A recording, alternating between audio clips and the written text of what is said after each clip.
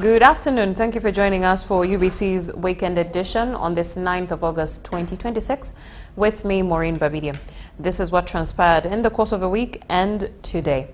In our first report, Uganda and Tanzania took another significant step in strengthening regional energy cooperation with the signing of an agreement to jointly develop the Tanga Regional Energy Hub.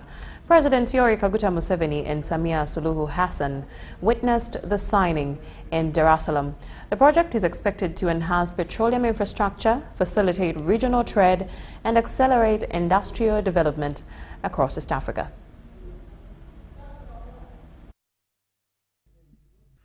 President Yoweri Museveni and President Samia Suluhu Hassan first held bilateral talks at State House in Dar es Salaam before witnessing the signing of a memorandum of understanding between the Uganda National Oil Company, UNOC, the Tanzania Petroleum Development Corporation, and Vitol, Bahrain. The agreement will see the three partners jointly develop Tanga Regional Energy Hub, building on the momentum created by the East African crude oil pipeline. The hub is expected to expand petroleum storage, refining, logistics, trading, and distribution capacity, positioning Tanga as a strategic regional energy center. History reminds us that great achievements are rarely accomplished in a single day. They are built through vision, patience, trust, and unwavering political commitment. The story we celebrate today did not begin in 2026. It began several years ago with the governments of Tanzania and Uganda, which made the courageous decision to deepen cooperation in the petroleum sector. Uganda's Minister of Energy and Mineral Development, Dr. Monica Musenero, described the agreement as a milestone in regional integration, saying it reflects the two countries' shared vision of unlocking greater value from their energy resources. And these projects demonstrate when you have a prior project, a pathfinder like ECOP, it has opened a way for us to know how to work together successfully. And I believe that the oncoming projects are going to take shorter time. We are going to discuss quicker. We are going to negotiate more smoothly. And we will find partners very easily because the two nations have defined the common interests. Tanzania's Minister of Energy, Deo Denjembe, said the agreement marks the next phase of energy cooperation between Uganda and Tanzania following the implementation of the East African crude oil pipeline. As ECOP approaches completion, Tanzania and Uganda are not asking themselves what comes next. Instead, we are answering that question together. Your Excellencies, ECOP was designed to transport crude oil. The project whose foundation we're laying today has an even broader ambition. He noted that the Tanga Regional Energy Hub will create additional value through petroleum refining, storage and logistics services while attracting investment, creating jobs and strengthening East Africa's energy security. Simply put, ECOP transports molecules. The Tanga Regional Energy Hub transforms those molecules into prosperity. Dennis Igor for UBC.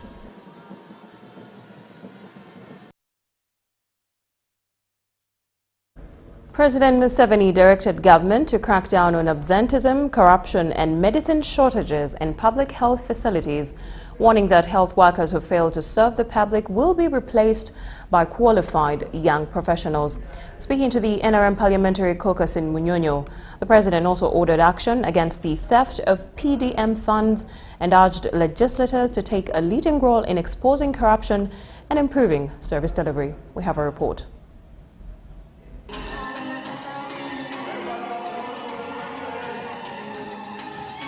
Things which are disturbing the population are now the following, which we should really see how to deal with. The first one is health. Health needs to be addressed. Number one, there is some corruption in the health centers. You don't find drugs there. I don't know what the problem is with the drugs, Is it because they are being stolen? Or is it because we are under budgeting? What is the problem? So we shall have to discuss it in the cabinet.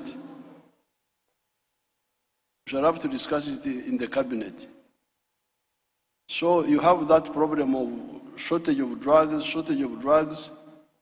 People go to the health centers. They are told to go and buy from the shops. This is very dangerous. It should stop. I'm going to bring it up in the cabinet, but I would also like you to take it up and check what is the problem.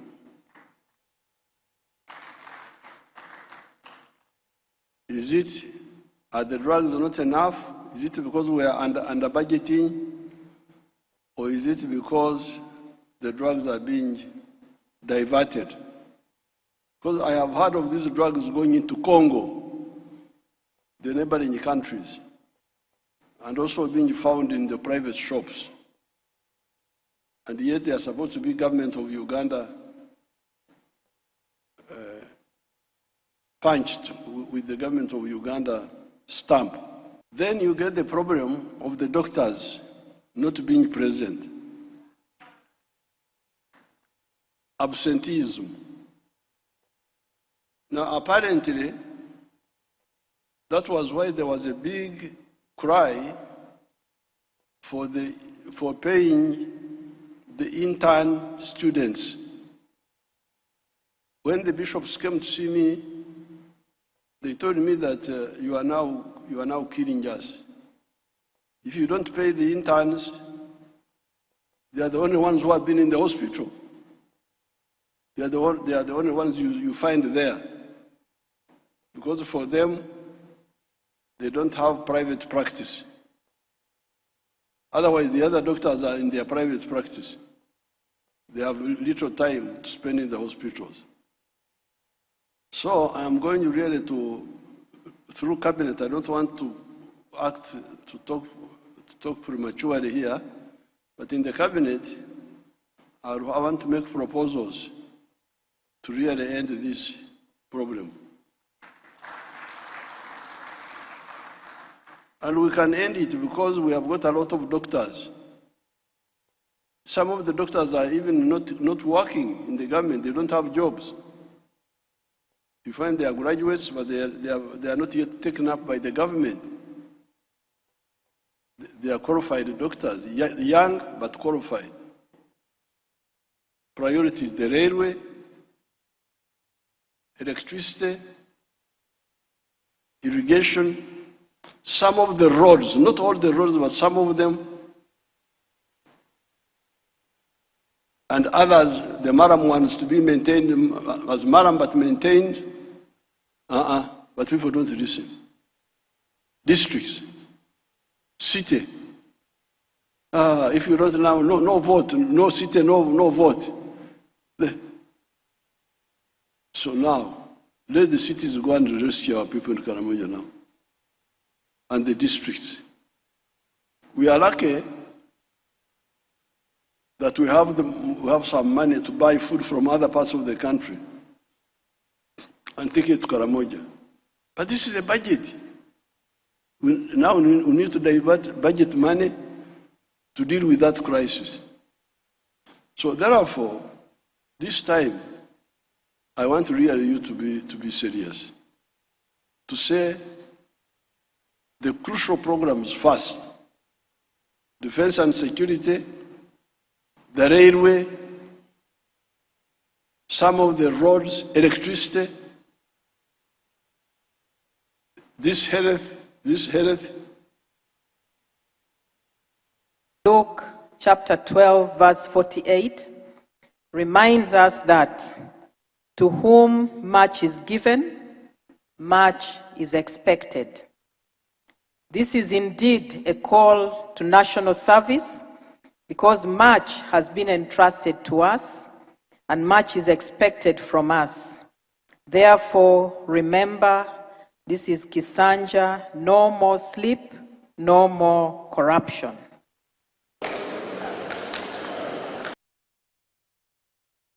Parliament earlier this week approved the plan by government to deploy the Uganda People's Defense Forces to the Gaza Strip for a peacekeeping mission. The move is part of the response to the peace plan initiated by U.S. President Donald Trump. The Minister for Defense and Veteran Affairs, Chidiowa Chiwanuka, informed Parliament of the advanced communication between Presidents Yoweri Kaguta Museveni and Donald Trump of the U.S.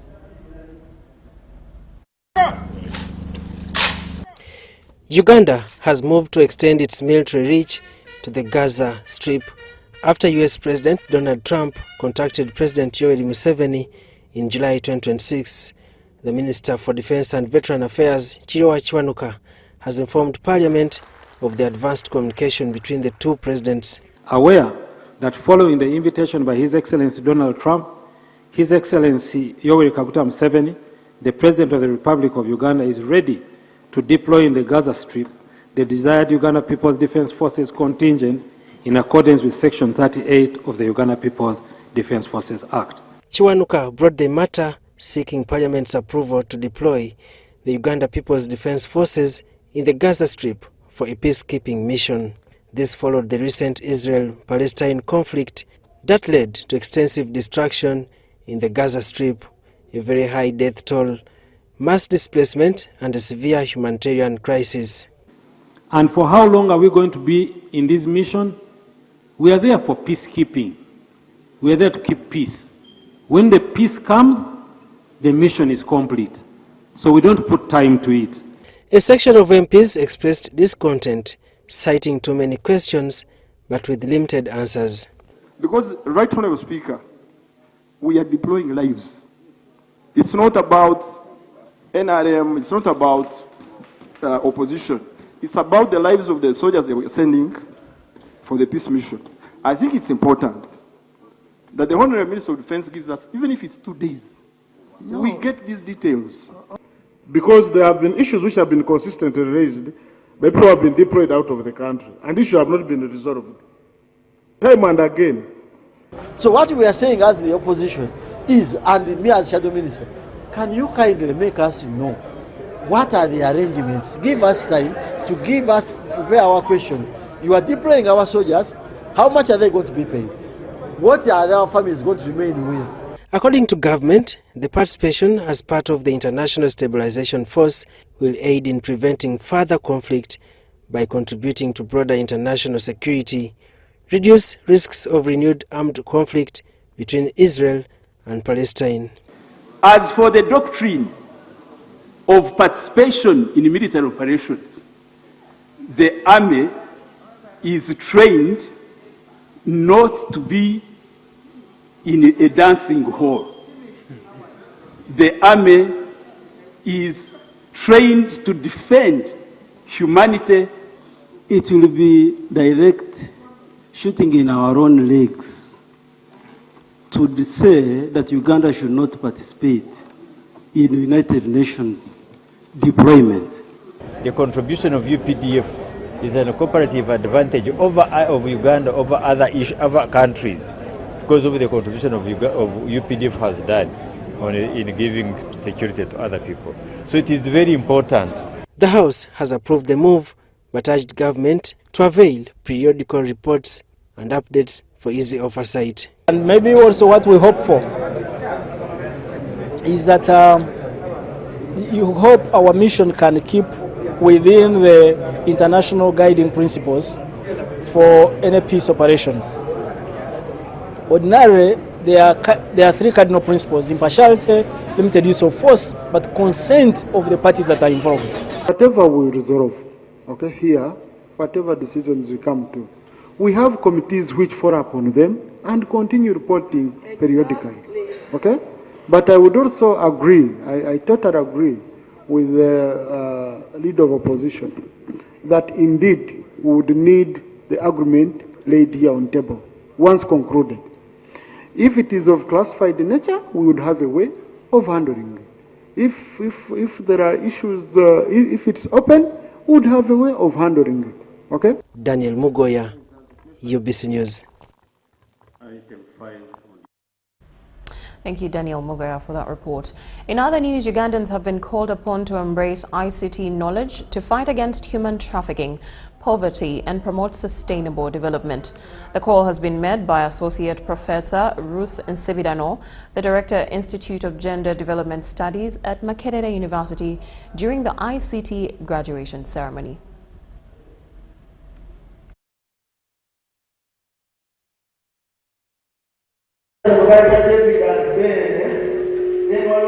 The Director, Institute of Gender and Development Studies, has called upon Ugandans to embrace ICT knowledge into practice to fight against human trafficking and poverty in the country.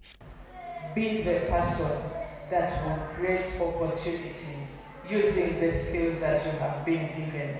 Also consult, build a network.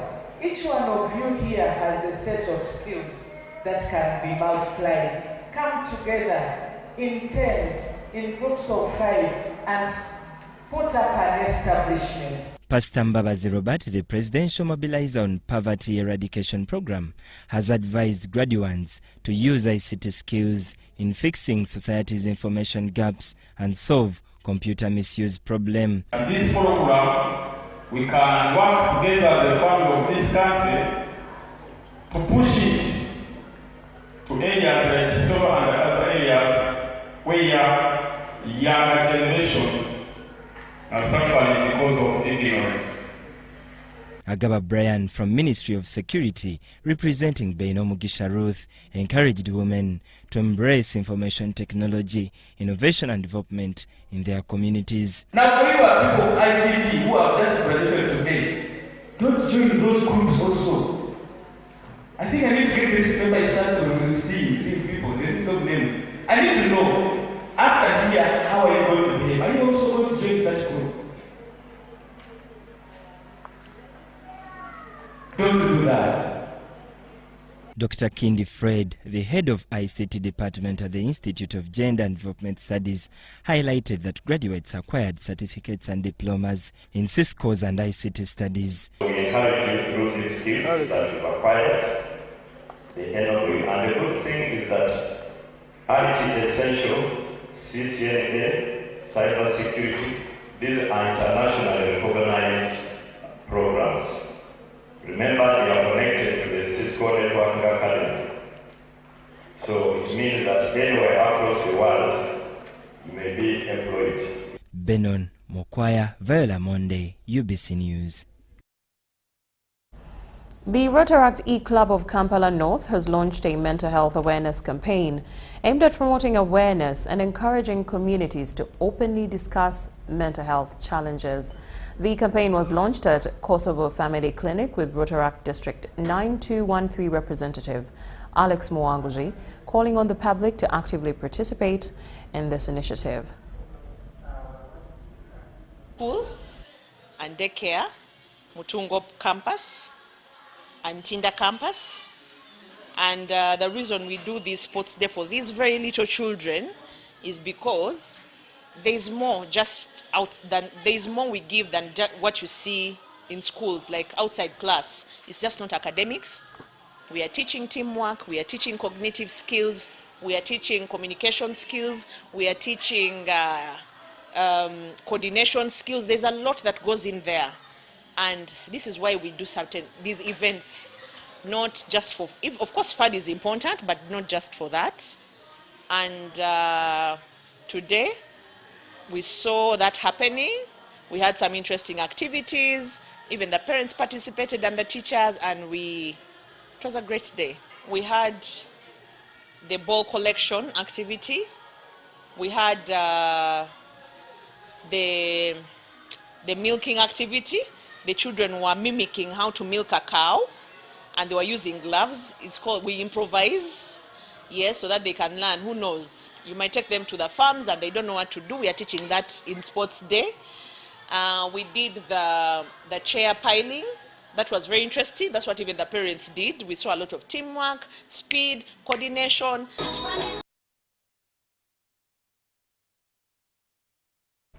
Now, questions are being raised over religious freedom and freedom of expression in South Korea, with human rights advocates calling for proportionality, neutrality, due process, and equal protection of fundamental rights. The advocates say recent measures to protect public order could undermine basic liberties, urging the Korean government to ensure judicial impartiality and uphold international standards.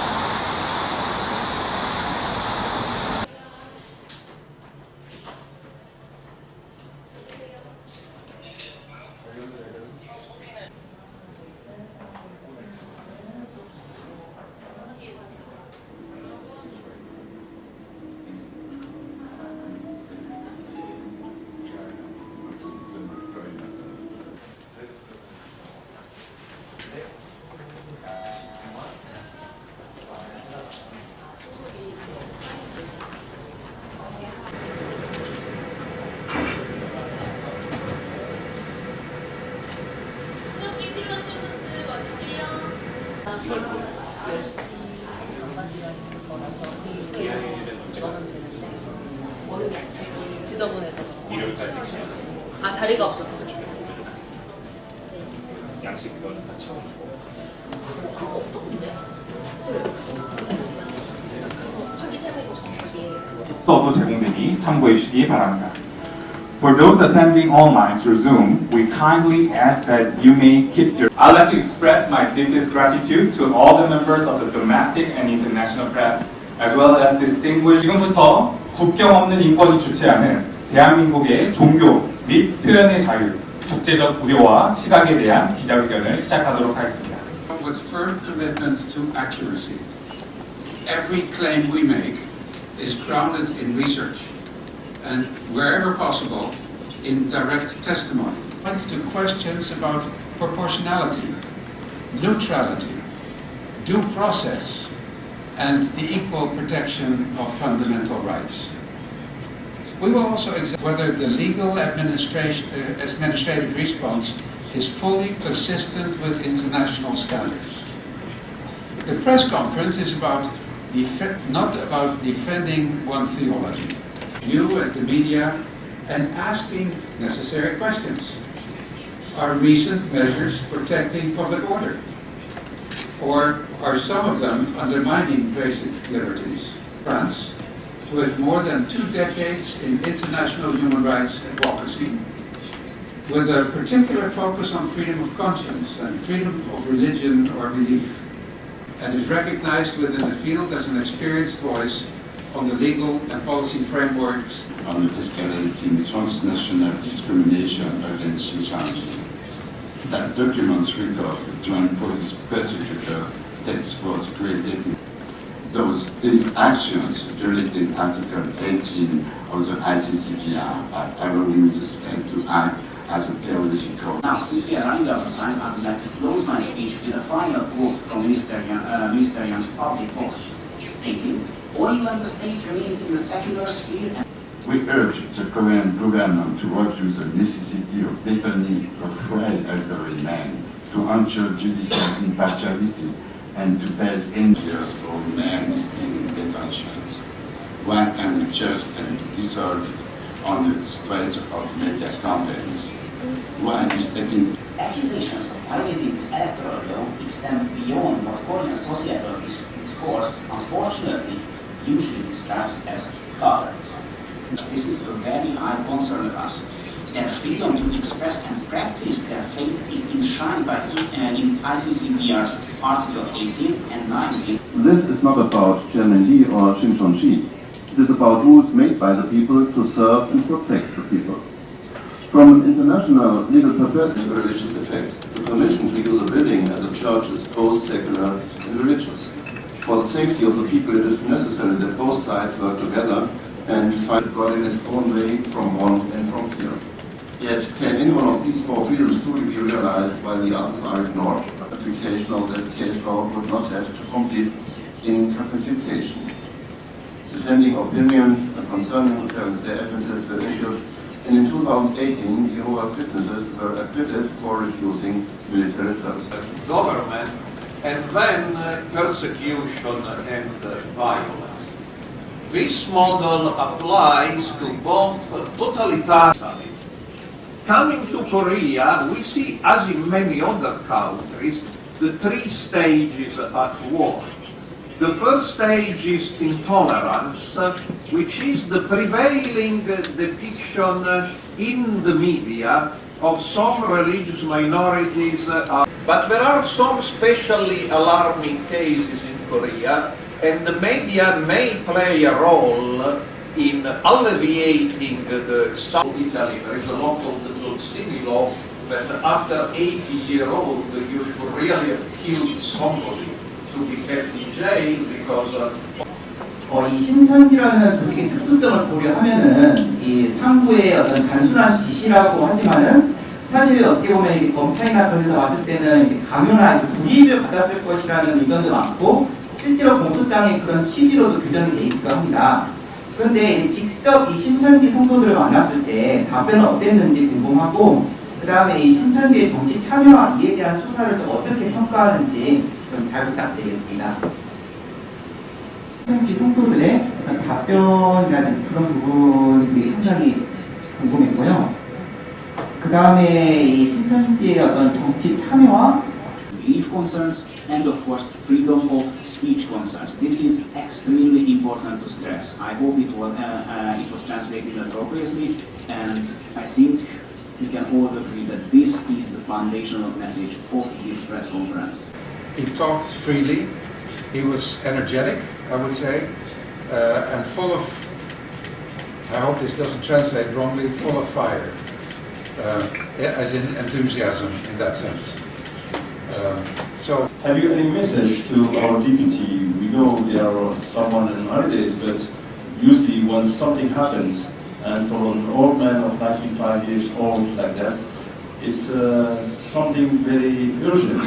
Anything in some cases, and this is one. It's the very same about Unification Church and Shinchonji. Nobody is taking care. I mean, it's also a little bit about cult narratives. And believe in correct and the concern for the special envoy just named a few months ago, a few weeks ago. And also the European External Service Action. The answer from Africa. Can you read for a minute the writer and the question? what is South Korea doing to protect religious freedom and freedom of expression, and what can other countries learn from? Japan has very recently dissolved an entire religion, didn't break any laws, the Family Federation. There's been minimal international outcry about this as far as I can see, and we're about, it seems very likely, this government will pass the pending legislation, the so-called church dissolution law. You are talking about this, you're complaining. But this document was reported in some international media, including your esteemed newspaper. 타인의 자유와 인권이 위협받는 일은 결코 개인이나 특정 종교만의 문제가 아니라 우리 사회 전체의 평화와 상생에 영향을 미치는 일입니다. 신천지가 받고 있는 부당한 차별을 거두어주시고 95세 연로한 6.25 참전주공 용사가 불구속을 속 상태에서 공정한 재판을 받을 수 있도록 힘을 모아주실 것을 부탁드립니다.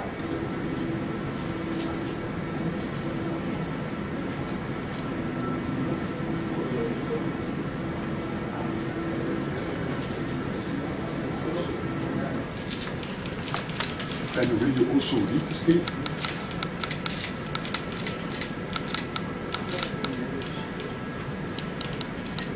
Respectfully submit this statement after visiting and meeting with Chairman Lee Man-hee and related officials on August 6th during the movement. Others have produced monographic studies on its international missionary development in several countries. often rely on polemical accounts by religious opponents who denounce it as heresy, while disregarding the findings of the academic research. As scholars and of course observers of the freedom of belief and religion internationally have gathered today to create an awareness event, to raise our voices and to pinpoint the very, I would say, wrong trajectory that Korean social discourse and Korean politics, social politics have taken the past weeks.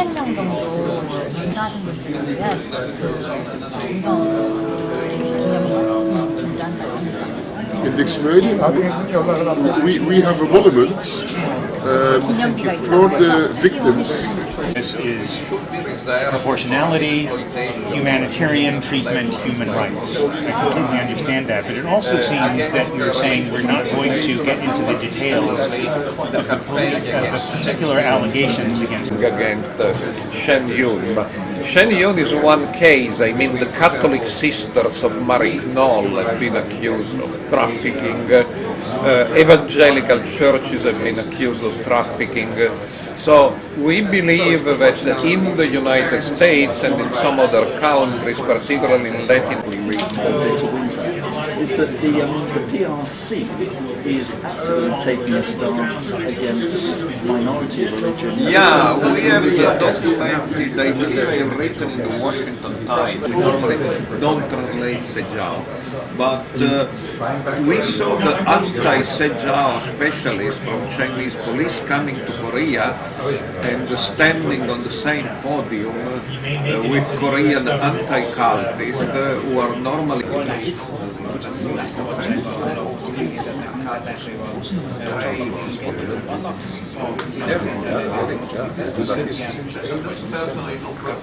heel veel verschillende thema's.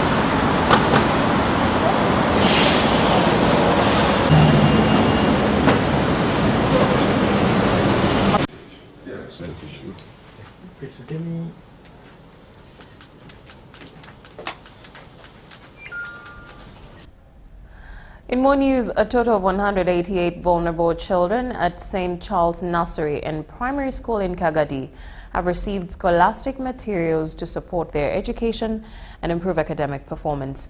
The donation was made by Flobeto Nursery and Primary School in Hoima as part of its annual charity initiative aimed at supporting needy children. The Episcopal Vicar for Kagadi Vicariate, Monsignor Peter Kaberenge, appreciated the gesture, saying the donated items are essential necessities for the learners. Learn to share. I remember when we were in primary, one maize we used to share it like 5 people. But now people give what is excess. Frobeta has not given what is excess. And what they have brought is really necessary for us to not relaxer, to be put of good use. Football, pencils. What in mathematical set for all our candidates, they're now using new mathematical set for PLOE 226. The initiative is supported by both the school and its learners as a way of promoting a culture of sharing and caring for vulnerable communities. So for our children, we try to let them understand that it is important to share. It is important to give the little that they have to the people that can benefit out of it. So that is one other reason why we do this every year, and that's one of the reasons that we had to bring our charity today. The donation included mattresses, blankets, scholastic materials, food, clothing, footwear, sanitary pads, and other essential items. Therefore, as a school, we really appreciate and promise that we are going to utilize the facilities that has been given to us as a school, and we hope that it's going to help the learners improve on the academic and areas of accommodation, since I've seen some beds and other facilities which are going to help the learners to sleep very well and live in a proper environment. Kagadi Acting District Education Officer Beatrice Mbabazi said the support could help reduce school dropout linked to lack of basic learning materials. The spirit of giving, most people don't give. So you children of Roberto, you are great. That spirit of charity will continue in you. Anne Frank said at one time that no one is too rich not to receive, and there is no one who is too poor not to give. Yes, sometimes some other people say we can't give, but it is even biblical. You remember the old woman in the Bible, she gave whatever she had. So it is a wonderful gesture of love, partnership, solidarity and commitment to the education of our children. The institution, founded in 2008 with 35 pupils, now serves 188 learners but continues to face challenges. Charity is not just giving out to the needy, but it is a way of showing love and kindness. Therefore, I want to thank the school administration for organizing such an activity in our school. They almost came with nothing. Traders of Nakasero Market in Kampala have benefited from the free medical camp courtesy of the Rotary Club of Kampala Lifestairs as part of the 2026 Cancer Run activation activities. The traders commended the gesture, saying bringing health services to them is critical since finding time to go to health facilities is difficult.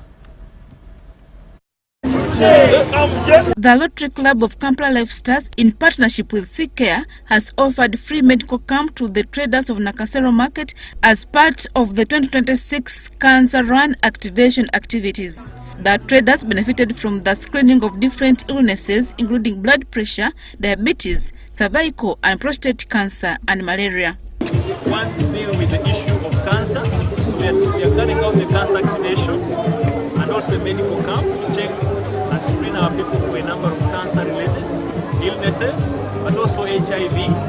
We have also encountered our colleagues who are into environmental cleaning the city, and it's part of the 7 focus areas of Rotary. So since we are part of KCCA, we are happy to interact with the city cleaners who really make it nice for all of us to transact in the city. The president of the Rotary Club of Kampala Lifestairs, Dennis Okum, says the proceeds of the 30th August Cancer Run will be directed towards the completion of the cancer center at Zambia Hospital. We are here to create awareness about the disease and also to mobilize the community to come and support towards the prevention and treatment of diseases against cancer.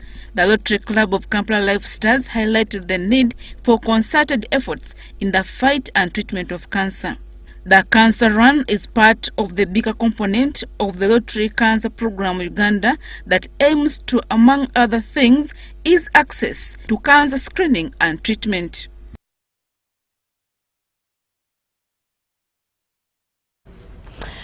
Still relatedly, the Rotaract Club of Chambogo, in partnership with other Rotaract clubs and partners, has held a blood donation drive aimed at supporting Uganda's blood supply. The initiative brought together blood donors and community members, with Rotaract District 9213 representative Alex Mwanguzi calling for increased public participation in blood donation. The blood drive organized by the Rotaract Club of Chambogo, and in partnership with other so many Rotaract clubs and partners. In the world, there is no single factory for blood, but again, the need is increasingly coming up world over. So clubs like this coming together and supporting the community to collect so many units of blood resonates to why Rotaract exists. So I sincerely thank the Rotaractors for doing that, and also appreciate all the donors that have given us blood today. Came to do this impactful project where we are donating blood, saving lives. This blood is going to help mothers who who have given birth, lost a lot of blood. We need to help those mothers. We need to help people who are in car accidents. These days there are so many car accidents on the road. This blood has to be on standby for these people to be able to save those lives in time. Come and donate blood. Come and check your HIV statuses, your hepatitis B, syphilis, because you never know what you're carrying in your body if you do not have a test done. And one way or the other, we are all going to need blood. So it's good that we all come together and we donate blood and also check for our health statuses in the different diseases that we carry all together, knowingly and unknowingly. It's such a momentous occasion, and as the Rotary Club of Lubaga, we are happy to be part of this event. A special thanks and kudos to our sponsors. We really thank you so much for the support you've rendered for us to be able to implement this project successfully. Thank you so much, and we look forward to future collaboration. In business news, the Uganda Association of Artisanal and Small-Scale Miners have tasked the government to provide extension services and also smoothing regulations and acquisition of mining licenses. They say, like government provides extension services to other sectors, the priority now should be put into mining, since the industry fetches it billions of money in mineral exports. Artisanal and small-scale mining in Uganda is regarded as an economic venture that supports over 600,000 direct jobs. Despite its huge contribution to the country's exports, the sector remains largely informal, with 85% of the miners operating without license. This is largely blamed on government for slapping tough guidelines for artisanal to access the mining license. You're telling a person that they are supposed to dig a pit of 10 meters deeper, but then you are telling them to spend 30 million doing an environmental impact assessment over a 10-meter deep pit. So the artisanal miner looks at the 30 million and what it can do in his pit, and he says, you know what, let me stay illegal, because after all, we will be chasing each other with the police. When it runs the other side, I'll come and mine. They are not even covering the ground. Kenneth Asimwe, the Chief Executive Officer for the Uganda Association of Artisanal and Small-Scale Miners, says the over 30 million shillings required for an exploration license for an artisanal miners is high. The law says that an artisanal miner is allowed to only invest from 0 shillings to 300 million. That is what makes you an artisanal miner. So now, if I have 50 million and I have to give 30 to a NEMA person, do you think I will do it? I cannot. He says government should start issuing license based on environmental assessments by NEMA, and also appeal to government to start offering extension services to artisanals like it does to farmers. If NEMA produces an environmental management plan that gives a criteria on what all miners are supposed to do, it is easy to develop. It is a checklist. You must do this, you must do this, you must do this. If this is not done, we will close your mining facility. It is even done, it would even be easier if it is done by NEMA. They are already financed to do environmental management and protection.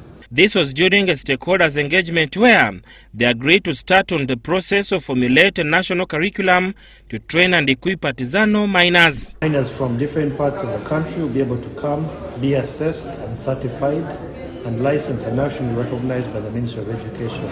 We hope this will increase and improve the livelihood of miners, the pay, and their recognition by government and other stakeholders. We need to invest in formalizing ASM collectively. Additionally, we need to partner on technology and skills transfer. We want to professionalize the sector. We want to get away from artisanal, the term, because this is assuming someone has skills but is not very professional, to contract mine. Someone can come, I train, I have skills, I do a job, similar to the oil and gas. You can see the people who come in here, they have their skills, their competencies, their licenses, they work, they go back, and their pay and their way of working is very different from the mining sector. So we, 3 to 6 months, have a curriculum.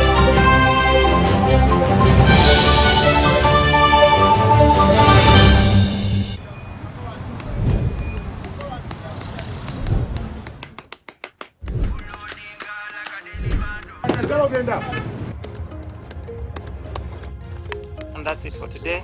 Till the next episode.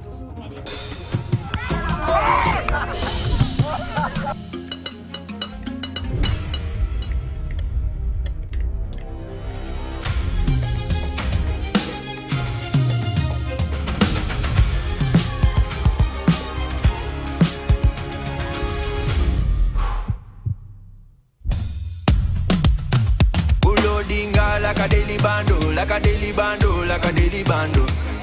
Omuliro nguwulira muli mu mutima kukankana like drums. Kalakata, kalakata, enendungu ya kusabula. Mikono juu, free of fire, free of fire, free of fire.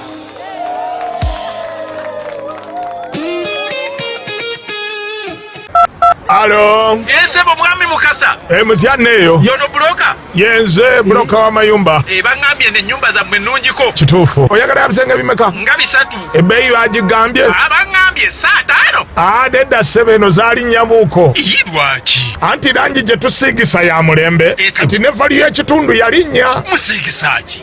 Global Paints. Mutya. Ku ceiling tukozesa Global Mat. Ate munda ne tukozesa Global Silk Vinyl. Singa kwetaga wabweru. Wabweru tukozesa Global Weather Coat Emulsion. Owa. Kusiiga gye musiiga. Ogwo omutindo ogusasulira essente zonna. Guli wumite. Global Paint, a reliable product. The parent is Tuliahemwa Dixon. And the child is Tuliahemwa Esther.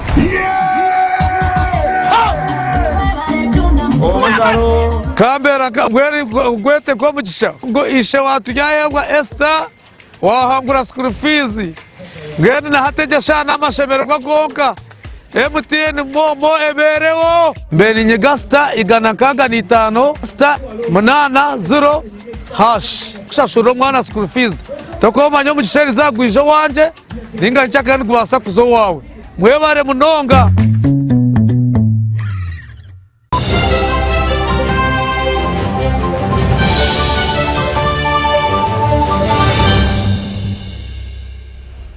Welcome back from the break, and now in sports news. Formidable Swim Club, who claimed the 2026 Uganda Aquatics Masters more than a fortnight ago, celebrated their success with a victory party at their home base at the Waves Fitness Harbour in Tinda. Formidable Swim Club is the best master swim club in the country. They won the Uganda Aquatics Master Swimming title a fortnight ago and held a celebration victory party to commemorate their success. These victories are the result of teamwork, discipline, input from our coaches, and the commitment from every member. I thank you for this.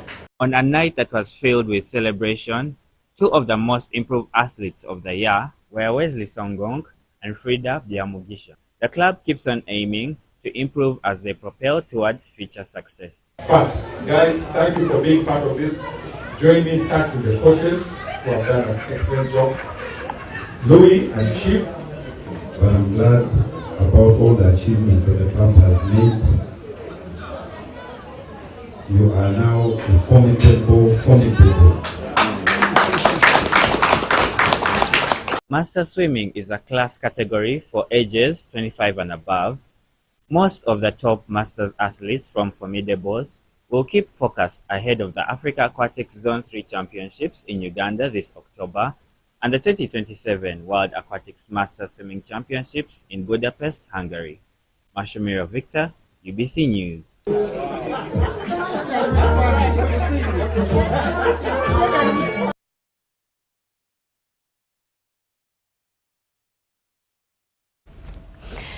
In more news, Trinity College Nabingo Old Girls Association has held its 4th annual Legacy Edition Sports Gala at the Uganda Institute of Information and Communications Technology grounds in Nakawa. This year's gala is aimed at raising 500 million Uganda shillings as part of the 14 billion to construct the proposed Trinity Junior School Nabingo. We have a report. The morning sun broke beautifully over the UICT Nakawa grounds as hundreds of Trinity College Nabingo Old Girls, proudly wearing their house colors, gathered for the 4th edition of Tisinoga Sports Gala. Every dribble, sprint and goal scored carried a deeper purpose than just winning. Corporate sponsors and passionate old girls who'd past the donation desks, pooling their resources to ensure the foundation of the planned building could be achieved. The occasion was graced by the second Deputy Prime Minister of Uganda, Oweekitiibwa Robert Waggwa, who has called on more old girls from Trinity College and other stakeholders to join the cause. This is a cause that I wish to associate myself with, and I wish to invite everybody to come and support Trikona to realize this dream. They are trying to raise $500 million to start. They are five level building. Of course, they will need more money, but they start, they want $500 million. Today, come and support them. And would love to see that what the secondary has put up is being built from the grassroots. This is grassroots foundation of Trinity College legacy. Chairperson, Trinity College Nabingo Old Girls Association, Solmin Nasiwa, says today's fundraising has contributed to 50 million and soon the foundation is to be started. Esande zetuyina bazetugenda okufuna tugenda kutandika vuunike naye tusuubira tugenda kubeera nga tutambula n'entegeka ya sports gala okutwala ddala emyaka nga 10 n'okusingawo. Moto yaffe egamba be true nti bwe tutandikira eri mu primary abo nabo ne tubafuna ensi ejja kufuna abantu ab'amazima abasinga kati nga bwe bali. Kale nkoola buli aleeyo, buli muntu ayagaliza Trinity College Nabingo ebirungi, buli ayagala ebyenjigiriza, buli ayagala okwongera okusomesa abaana abawala atutolereko ku nsimbi. Our vision is to see that we nurture young girls, we inspire them to grow into this education, because we all know that the ladies in this world, the women of this state and era, bring so much into society. The sports gala has also attracted other associations from other schools that have proudly commended the decision of building Trinity Junior School Nabingo. Winnie Nalusiba reporting for UBC TV.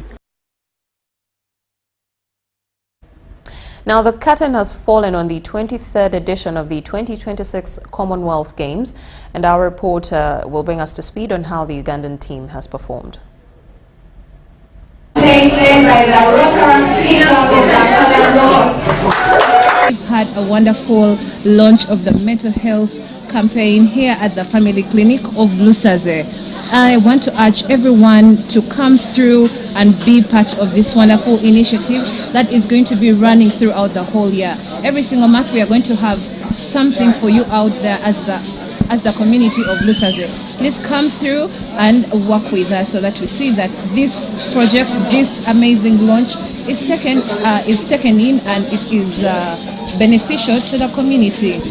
I want to also take this opportunity to thank the facility, Family Clinic Lusaze, for appreciating us and allowing us to be part of them so that we can reach out to the community. We are here in the community of Lusaze, where the Rotaract E-Club of Kampala North, in partnership with Family Clinic Lusaze and so many other partners, have come on board to extend family services to the community of Lusaze. As you all know, there are so many health challenges over there in the community, yet affordability is not to every person out there. So such clubs coming together and impacting community. Check-up and treatment, we've had eye screening, distribution of reading glasses to people. A range of services have been provided, including free laboratory tests of a wide range to the community of Lusaze Mapera.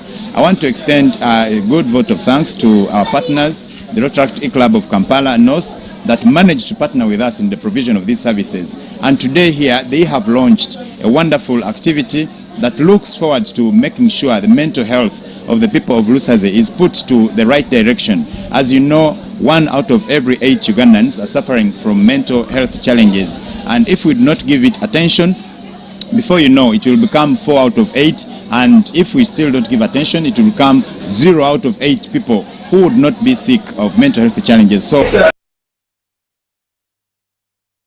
Still in sports, senior educationist Juliet Nambi Namodu is calling for increased support for school sports, saying nurturing sporting talent alongside academics is key to raising disciplined, responsible and productive citizens. The call comes as the Olive School steps up efforts to develop young talent through a sports competition involving lower class learners who competed under 5 houses, i.e. Nkrumah, Mandela, Samora, Sankara and Lumumba.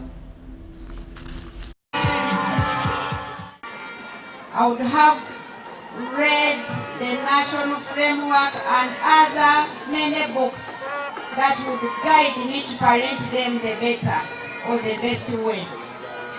And that's what I would encourage you, because whatever you plant in a child between 0 year to 5 years is permanent. That's where a person is made. So let us invest all the time when we still have them as young as they are, and tomorrow we shall celebrate them. Thank you so much. As the Old Boys School, we are committed to build an all-round child who will be able to make it in life. We are committed to build thinkers, creators, people who will grow with that resilience, who will be able to persevere tomorrow when there's anything before them. Because you can be there for them, but life, you accept that has different challenges, and those are the children we want to build. We are moving in the right direction of making sure that the children learn through play. And this is part of what it all entails. Children practicing their skills, doing their maths, doing their English, doing everything else on the pitch as well as you watch them. So it's a lovely journey, and I believe that you're all seeing lots of changes in the classrooms with your children getting very involved in their learning. I would like to thank all of you parents for being here today. You've amazed us in your houses, in the colors, and with your vuvuzelas cheering on your children. Can we hear a big loud vuvuzela shout from all of you?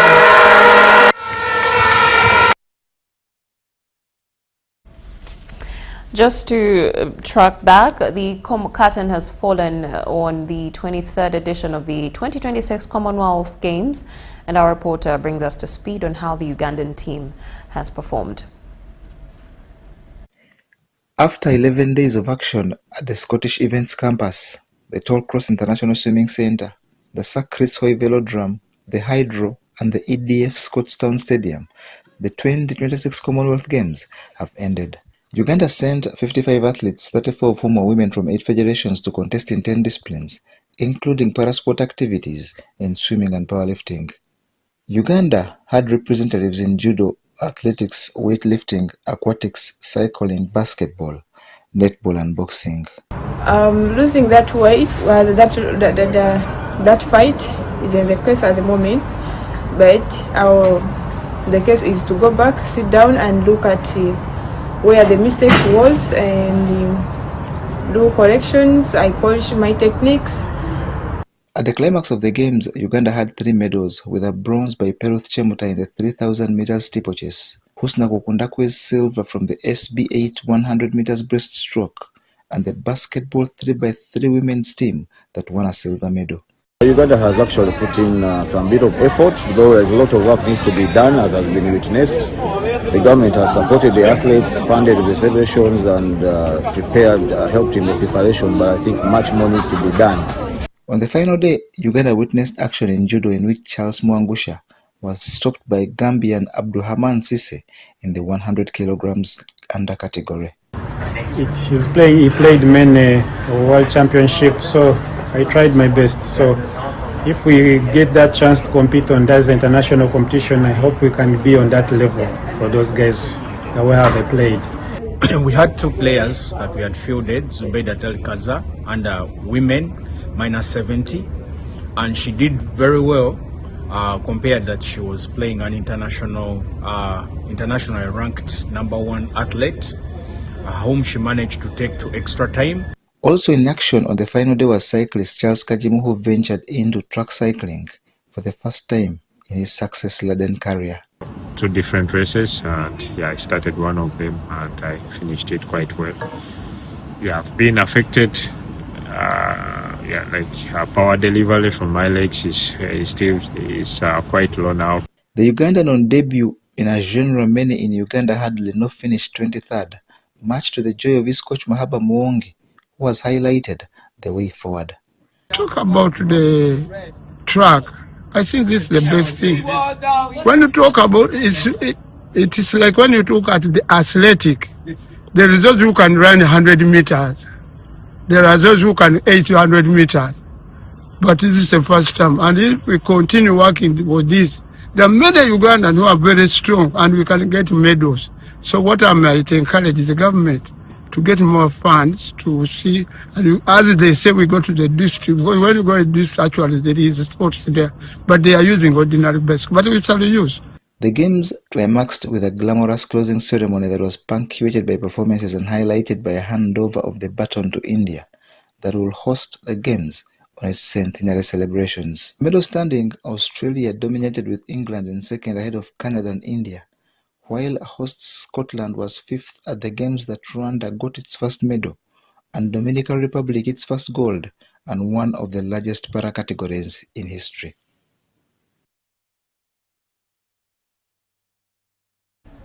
And in other news, Sports Days are a highlight at Heart of Gold School, bringing pupils, staff, families together for a day of races, games and team spirit. Beyond the excitement of competition, educators say the event supports pupils' physical fitness while promoting social skills, cooperation and emotional resilience. Students enjoyed a variety of activities from sprinting and relays designed to challenge different abilities and encourage inclusion. Teachers noted how teamwork, good sportsmanship and encouragement helped quieter children gain confidence and build friendships.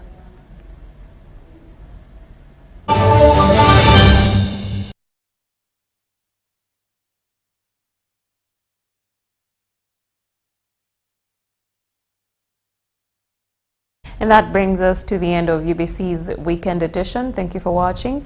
I'll see you at 8 and 10 p.m. in our subsequent news bulletins. My name's Moureen Babirye. Goodbye for now.